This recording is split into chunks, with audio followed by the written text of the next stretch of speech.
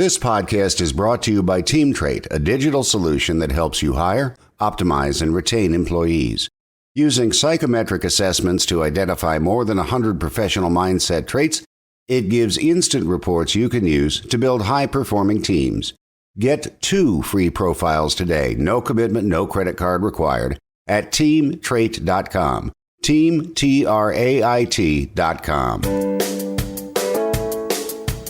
Welcome to the Manage Smarter podcast with hosts C. Lee Smith and Audrey Strong.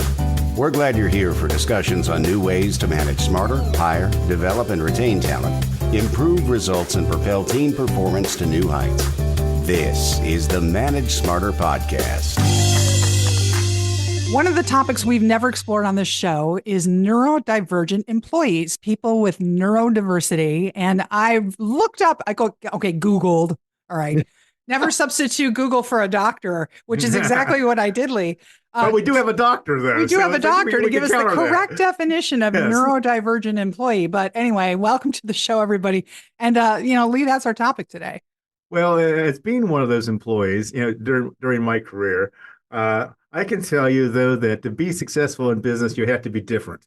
And so the thing is that sometimes as managers and leaders, we shun people that are different, that don't fit into our system. And the type of people we're talking about today are people that, well, don't necessarily have a lot of respect for systems or successful and operate in systems.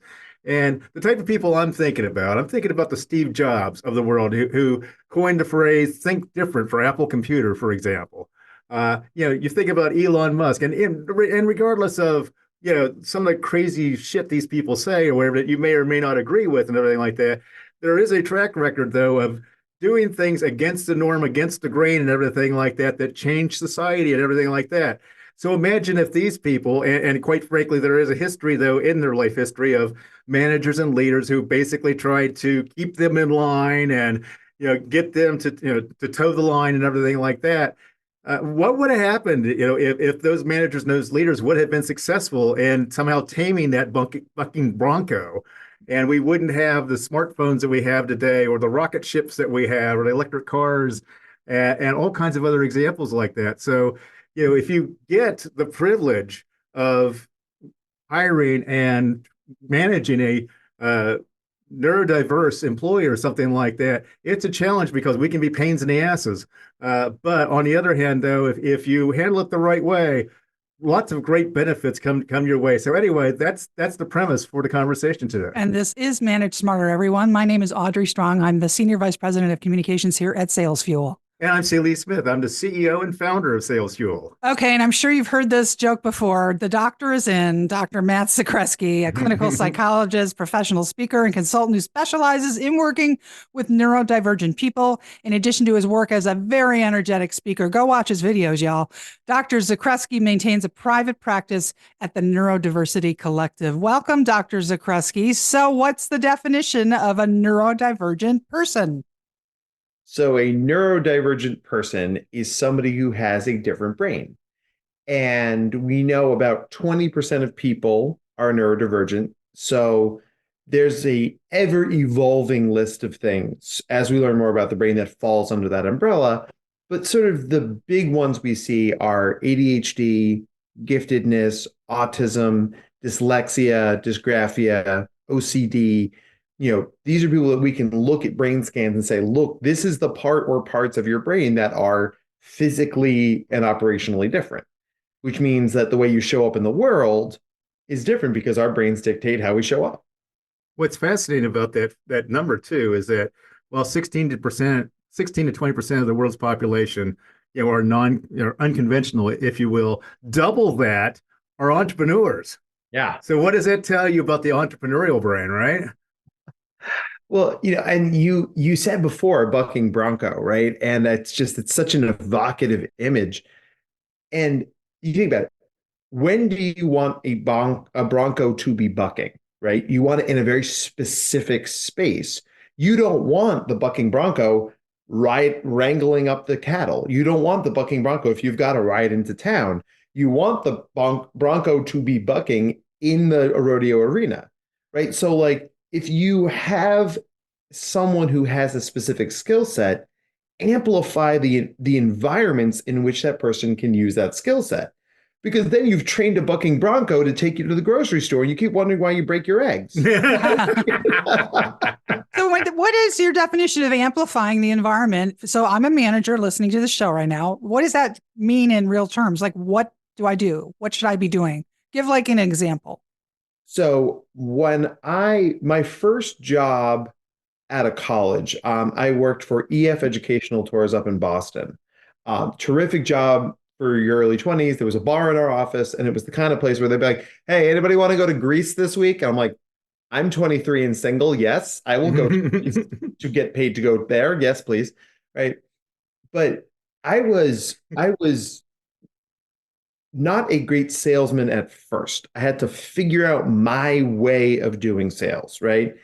And what they found is they're like, wow, you make more phone calls than anybody else. You send more emails than anybody else. I'm like, right, because I'm all about efficiency. I'm like, I'm not going to spend 45 minutes trying to track down somebody who's like a code blue on our sales list thing. I'm going to send them an email like, yo, are you even still interested? And they say, no, great, click, delete the account, we'll move on with our lives, right? I was like culling these bad leads. And at first they were like, oh, I don't like that. But they're like, oh, wait, you are saving your time to spend more time on the stuff that matters. That's where I show up. And then my sales strategy was much more relational. I built relationships. I got to know people. And because my numbers were so good, they put me on their like super turnaround fast sales team. They're like, well, your numbers are great. And I bombed, like to the point where, like, they were like, where you keep these numbers up, son, you're not going to work here anymore. I was like, but then they put me on the advanced sales team, people who were planning a trip not a year in advance, but 2 years in advance. That gave me so much time to build those relationships and to get them along and send them resources. And I was crushing. I was setting these incredible numbers. So it's like, was I a good salesman? Sure. But was I a better salesman in certain environments than other ones? The data bear that out, right? You couldn't throw me on the quick turnaround sales team. I just didn't really have that skill set. But playing to my strengths helped me blow the lid off my goals and make me and the company a bunch of money. Let's talk about some specific environments, where these types of people can thrive. So immediately, new product development comes to mind.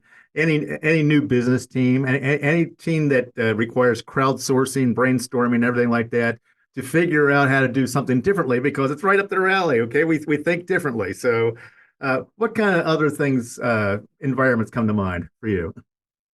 So I mean, some people do really well client facing, right? They get that energy, they're abstracting, they're turning data into new ideas, not just sort of recycling the thing, right? I'm always better at client facing stuff, right? I hire people internally to do the internal things. Like I have an accountant, I have a lawyer, I have a assistant. They run the internal stuff. The stuff we don't like to do. There you go. No, right? And I'm telling you, because now I'm not spending hours doing stuff I hate, which drains me and makes it harder for me to stuff I'm actually good at, right? It's spending money wisely, right? And so a way to think about this, and you can absolutely apply this to the business world, is think of your office like you're planning a theme party, right? So Lee, help me out. What's a theme we should do for our theme party? Pirates. Sure, pirates. That's great. So, I don't know why that's the first thing that came into my head. You can analyze me later. We need to explore that, Audrey. Yeah. What makes you think of these pirates? The Russian psychologist. Very nice. Sometimes cliches are good cliches for a reason. Yeah. So, we're going to do a fine theme party, right? So, Lee, if you're doing a theme party, what would you want to do for that party?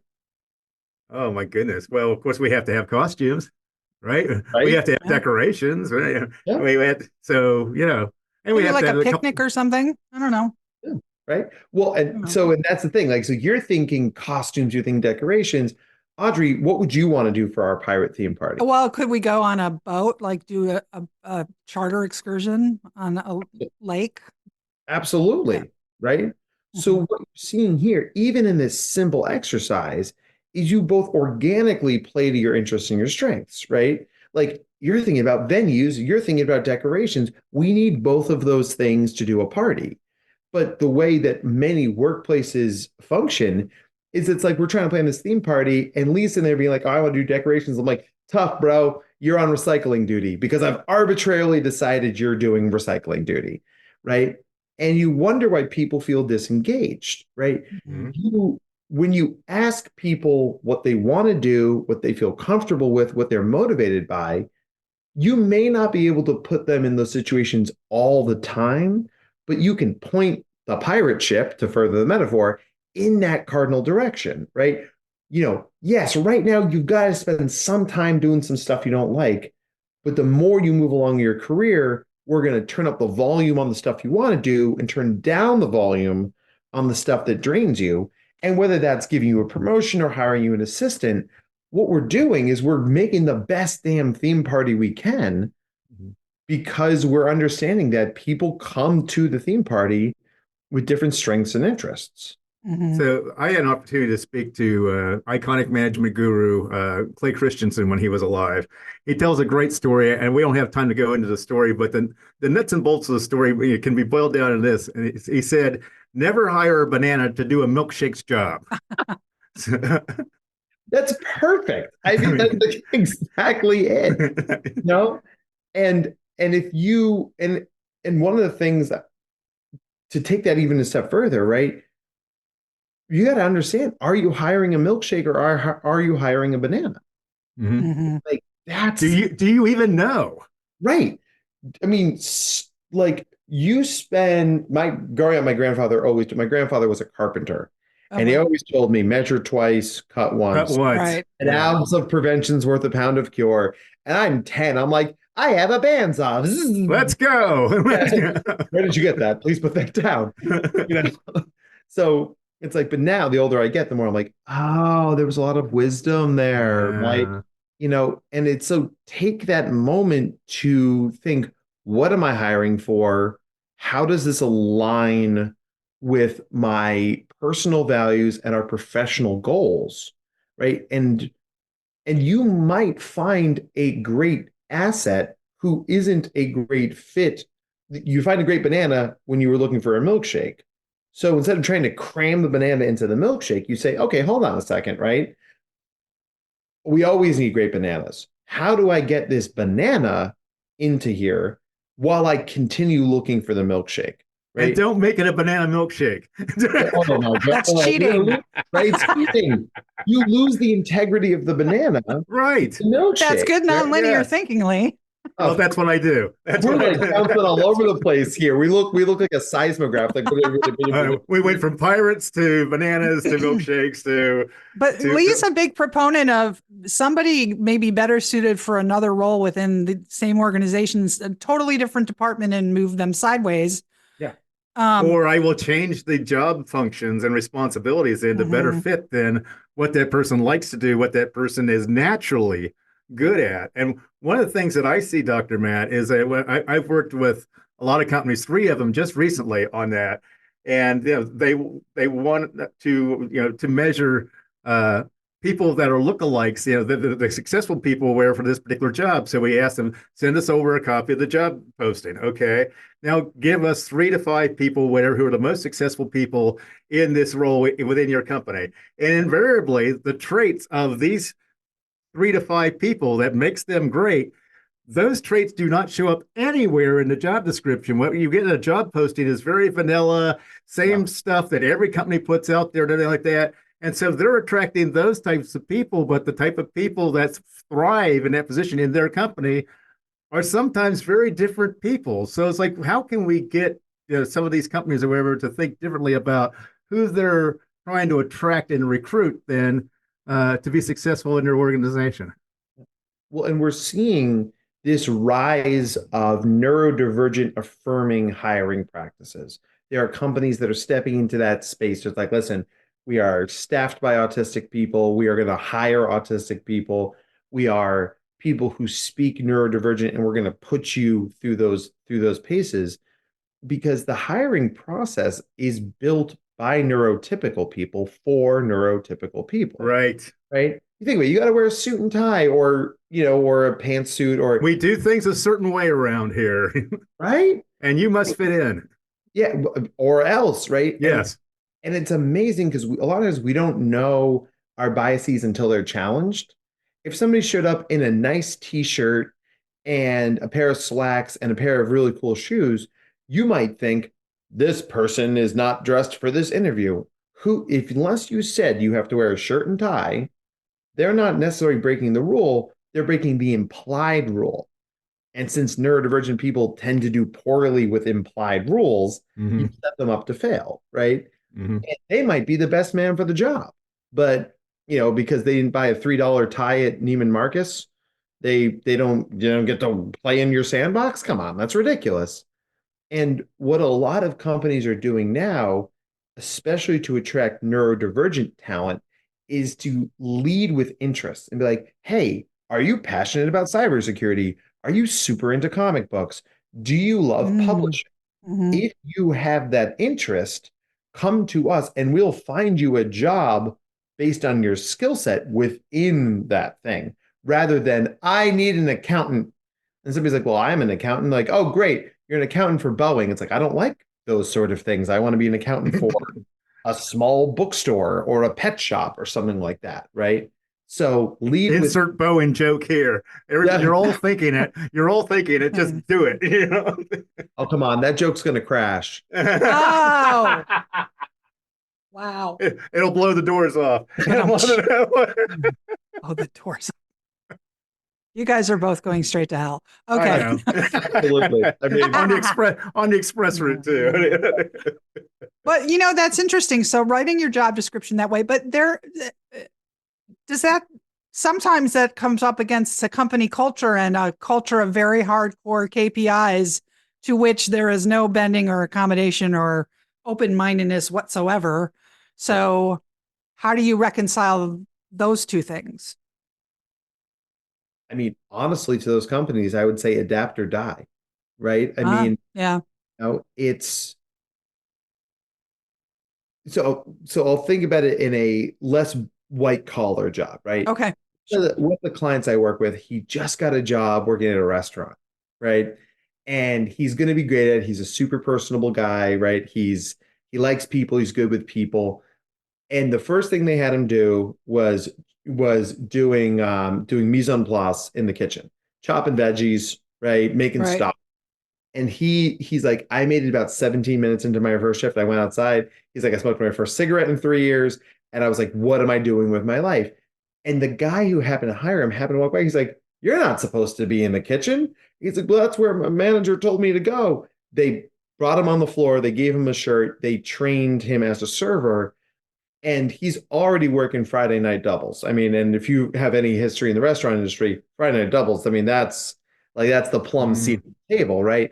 And this is 10 days later. I mean, he's a rocket ship, right? So the idea here is that if you want to attract the best talent, to Lee's point, a lot of times the best talent is atypical. And instead of trying to, the atypicalness attracts you, and then you were like, okay, well, now we're going to jam that square peg through a round hole. Like, no, you build a square hole for the square peg and let them do what they're going to do and continue looking for round pegs for round holes somewhere else, right? And you know who's good at hiring atypical people? Atypical bosses, because it looks normal to us. Yeah. You should see my team at NDC. It's like we're just a whole bunch of atypical humans, but we're great at what we do because we lead with the aspects of ourselves that are authentically different, right? And these days, a lot of people are slapping the word neurodiversity on something and saying that they know it, but neurodivergent people are, and I say this all the time, they're allergic to bullshit, right? We can smell a fraud from a mile away, So if I'm sitting down for an interview with you, Audrey, and it's like, and you're like, yes, I'm very interested in hiring neurodivergent people. And I'm like, no, you're not. Like, I'm not going to finish that interview, right? So this is a population where you have to put your money where your mouth is. You've got to be able to walk the walk in addition to talking the talk. And that's where people like me come in, because I can give you the skills and practices that help you create that runway, right? Because it's not just enough to slap it on your website, right? Oh, we have an ERG, guys. Cool. How are you supporting the ERG from a business perspective? They're like, oh, we just sort of thought that they would do their own thing. Like, that's not good enough anymore, guys. Neurodiversity is the next wave of DEI work, right? And it's a not diversity of thought. Exactly, right? That's what moves companies forward, ideas forward, products forward, right? Because like I said before, it's adapt or die, right? The evolution of human thought and human brains is walking through your door. Can you accommodate them? Right. And as a manager and a leader, it's like, I'll put this in leaf speak, which is basically pull that stick out of your ass. Okay. I mean, It's a technical term. So many different ways to do this. Yeah. Dr. Matt, we've got about a minute left. I know you've got the neurodiversitycollective.com as your website for therapy, and drmattzakreski.com is for your speaking bookings. And you have a book coming out this fall. Yeah. I do. You want to talk about that? I was working on it as I was getting ready to talk to you guys today. Great. So it's called the Neurodivergent Playbook: Cracking the Code of Surviving a World That Was Not Built for You. 80% of the world is neurotypical. They built systems and structures that support their brains, not for any ill intent, right? Just because, I mean, think about it. If you're hosting a dinner party and most people eat steak, you're probably going to make steak, and you'll make something different for the one person who's a vegan, right? That's how most people operate. What we're learning now is that, to navigate those dinner parties, you've got to have the skills to go to the table, know what to bring, know what to dress, all that stuff. And if the world is built not for you, that lack of information can make attending those events feel impossible. So I'm trying to lay it out there, name the unspoken things, give people skills and structures to be able to navigate those moments. And it's I think it's going to be really meaningful. I think it's going to help a lot of people. I'm working with a great publisher team, and they're excited, and if they're excited, I'm excited. So we're excited for you. Lee's written 2 books, and I know that was an exciting time too. So yeah, I'm working on a 3rd and a 4th. So yeah, there you go. There you go. Well, congratulations on the book. Want to get a copy of it when it comes out this fall. Do you have Absolutely. a month when it's coming out? So this fall, in a perfect world. This fall we're pushing it because this fall I'm doing 4 different big speaking events. I'm keynoting at the Alabama Gifted Association, the Tennessee Gifted Association, the Illinois Gifted Association, and then I'm a featured speaker at the Indiana Gifted Association. So as I told my editor, I'm like, that's my book tour. Yeah, right. Yeah. Right. Like, just bring me with a box of books and give me a table after my keynote, and we'll be able to give people the sort of the pocket Dr. Matt to take with them. Like, hold on a second, there's a section in here on managing my emotions. Flip, flip, flip, flip. That's what I do. Cool. Flip the book pros, and you just take it out into the world. So, I mean, it's pretty awesome, and I'm really excited by it. Well, you've given us a lot to think about, and it's been a great conversation. And I'm so glad that you were able to join us today. Lee, you're doing lots of things with your hand. Well, so Audrey and I are doing this thing now where she knows when she tries to wrap the podcast, I always ask one last question. Mm-hmm. So I'm spooling up in the one last question, which is, let's say you're a manager and you're a leader, but you're working with a neurodivergent person, wherever, that uses it as an excuse. Oh, it's my ADD. Oh, it's something like that. That's why I didn't meet the deadline. That's why I didn't get this job done, or that's why I got called into HR. It's like, so what advice would you give to managers and leaders or whatever have to deal with somebody that uses their neurodivergence as an excuse rather than as a catalyst? Right.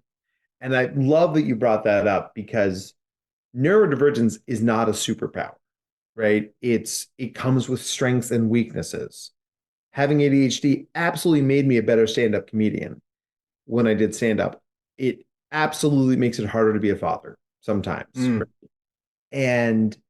But I tell my clients, both individual and consulting clients, neurodivergence is always context. It's never an excuse, right? So if you have someone with ADHD who's running late on a deadline, we need to think about how we're going to set up that next work iteration to help them hit a deadline. Does that mean we give them more runtime? Does that mean that we give them more infrastructure support? Does that mean we check in with them more often? We can learn from this issue, right?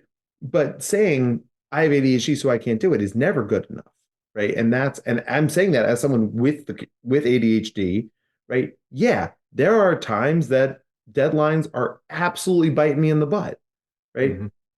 But when those conversations go from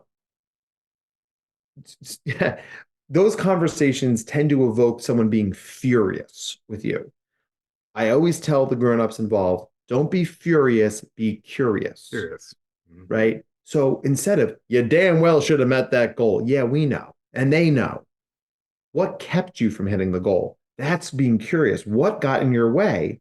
Because then it assumes competence, it assumes wanting to do well, and then we explore the stuff. And they're like, yeah, you know what? Honestly, my fantasy football draft was in the middle of this whole thing. I spent way too much time on that, and I'll own that stuff. And like, yeah, right? That's not always going to happen. Mm-hmm. That's a point of professional development. You got to be able to manage that stuff. And now that we've learned from it, we can do better next time. So yeah, so it's always a context. It's never an excuse. Pair up with somebody then who does think in normal terms, it does think in systems and structures and everything like that to help so that they can be an accountability partner for you. It's like mine is named Amanda. So, give me the body doubling, give me the accountability partners. It's follow you around all day. Yeah. In companies that have like multiple global offices will body double people in the London office and the Tokyo office, right? So they're doing the same thing at different times, which means they can cross-pollinate if they need to. But if nothing else, they've got the Zoom window out. It's like, hey, how you doing? No, I'm good. Yeah, we're good. That's how you use the infrastructure you have to support the people you've got. You don't need to reinvent the wheel. You just need to make sure you're utilizing everything in the best possible way. Well, it's Dr. Matt Zakreski, and it's Zakreski, everybody. That's how you spell it. Thank you so much. Great advice. Thank you. It was awesome being here. Thanks for listening. If you enjoyed the show, please rate and recommend on iTunes, Overcast, or wherever you get your podcasts. You can also get more great information at salesfuel.com. This podcast is a part of the C-Suite Radio Network. For more top business podcasts, visit c-suiteradio.com.